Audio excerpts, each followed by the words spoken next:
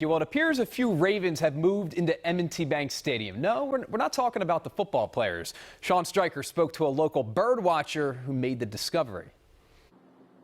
While it's fairly common to see ravens at M&T Bank Stadium, you normally see them on the field, not flying hundreds of feet above it.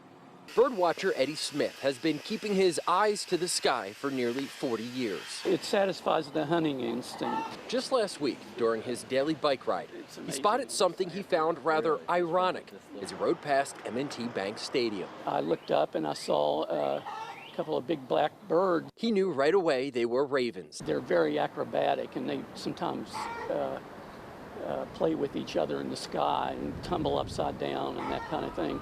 Eddie says up until a couple years ago, it was fairly odd to see ravens in the city. You think of them as nesting way up on the top of a mountain somewhere, 5 miles from the nearest house. He believes they may have made a nest in the rafters, but Eddie wasn't the only keen eye to spot them. At first I thought it was a crow, but then I was like, crows aren't that big. London Jay was on a bike ride with her family when she saw something soaring high above. I think that's actually pretty cool, since it's actually the Ravens Stadium. Proving M&T Bank Stadium belongs to the Ravens. So it was a pretty big deal for the kids and for us to see a raven at the Ravens Stadium.